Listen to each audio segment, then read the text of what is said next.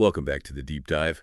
Today, we're really cracking the code on getting financially savvy. We've looked at guides designed to help you turn, well, whatever money you have coming in, pocket money, a part-time job, into actual wealth down the line.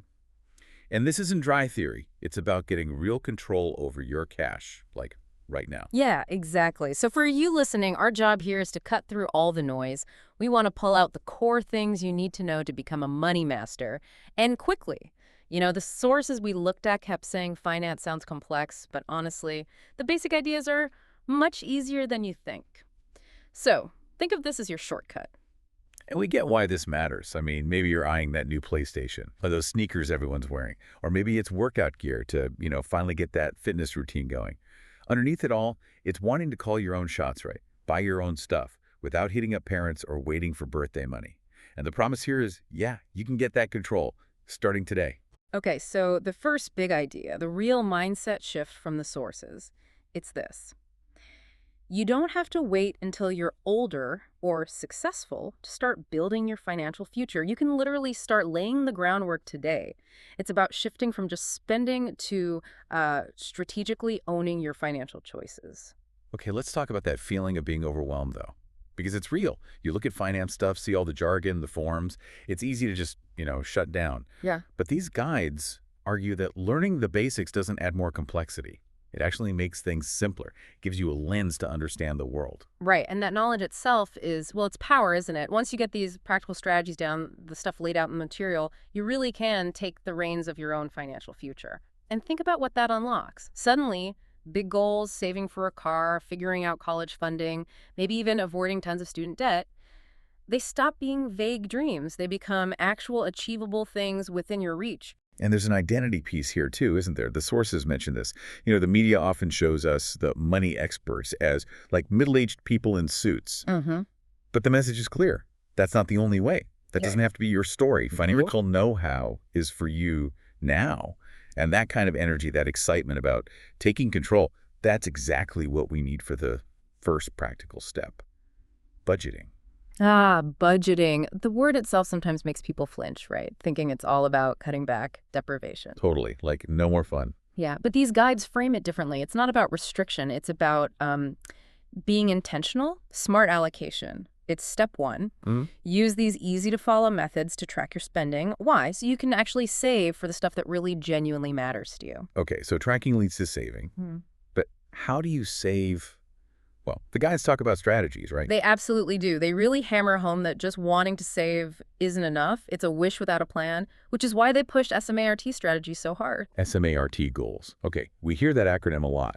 What does it actually mean in practice based on the sources? Like, if you're that listener wanting those new sneakers, how do you make that goal S.M.A.R.T? Okay, good question. It means getting really specific, especially with the M measurable and the T time-bound. So I want sneakers is, well, it's vague. The S.M.A.R.T way, according to the guides, it's more like, okay, I need $150 for those specific sneakers. That's specific and measurable. I can realistically save $25 every 2 weeks from my allowance or job. That's achievable and relevant. So I'll have the $150 in, 12 weeks. I'll buy them by the end of April. That's time-bound. See, it turns a wish into an actual step-by-step plan you can follow now. Right, that structure makes it concrete. It gives you something to actually do. But okay, sneakers are one thing. What about those bigger goals you mentioned, like avoiding debt or saving for a car? Those are years away. How do the sources suggest you keep the motivation up for those long-term things? That's a really important point about staying motivated over the long haul. The material suggests building like a ladder of S.M.A.R.T goals. You use the quick win, getting the sneakers, to prove to yourself, hey, this system works. Huh? Then you set slightly bigger goals, maybe saving for a concert ticket or a piece of tech. Short-term wins build momentum. These medium-term successes then feed into the really big long-term ones. It's like creating a motivation ladder. You're constantly practicing and reinforcing the skill. Got it. So the budgeting promise isn't misery. It's about learning practical skills, tracking, planning, allocating.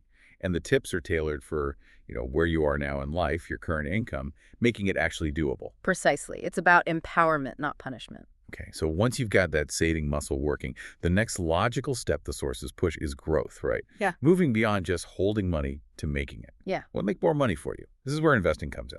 Exactly. And the guides do a great job of sort of demystifying it. They usually start with the most powerful engine for wealth building: compounding. Put simply, compounding is just your money earning money on the money it's already earned.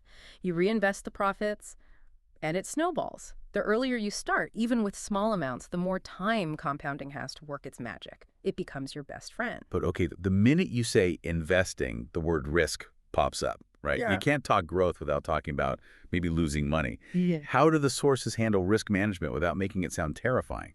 Yeah, that's crucial. They define risk management not as avoiding risk altogether, because that often means zero growth, but as understanding it. It's about figuring out that trade-off. How much safety are you willing to give up for potentially higher returns, and vice versa?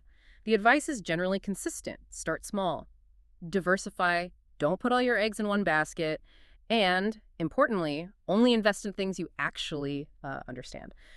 They also stress that for a young person, maybe the biggest risk isn't losing, say, $50 on a first investment. The real risk is losing valuable time by being too scared to even start. Right. So that's the offense, growing your money. But the guides also focus heavily on defense, yeah, avoiding the big financial traps. Oh, absolutely vital. Because getting into debt can completely wipe out all the hard work you did saving and maybe even investing. The sources get specific about things like debt traps and credit card woes. A classic debt trap example could be a loan or credit card, where your minimum payment mostly just covers the interest. So you pay and pay, but the actual amount you owe barely goes down. You feel like you're making progress, but you're kind of stuck. Ouch. So what's the positive strategy they suggest to counter that? Just avoiding debt feels passive. The active, positive strategy is building great credit, and this is key. The guides frame credit not just as permission to borrow, but as your financial reputation, your trustworthiness score. Building good credit early means showing lenders consistently over time that you handle borrowed money responsibly.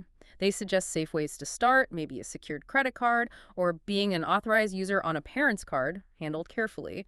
Doing this right sets you up for way better interest rates later on things that matter: cars, maybe even a house someday. It turns a potential danger into a useful tool.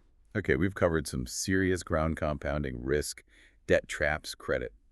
If this whole process is meant to be engaging, how do the sources suggest keeping it from feeling like, extra homework? Huh, yeah, good point. They emphasize making it practical and even fun. They talk about interactive fun, suggesting you explore different apps, games, and activities out there. Many are designed specifically to teach money concepts in a way that feels more like playing than studying. It makes it tangible. And real stories help too, right? Seeing other people do it. Definitely. The inspiration factor is huge. The source materials often include real-life success stories. They feature actual teens who started small, maybe an Etsy shop, a lawn mowing service, whatever, and grew it into something significant.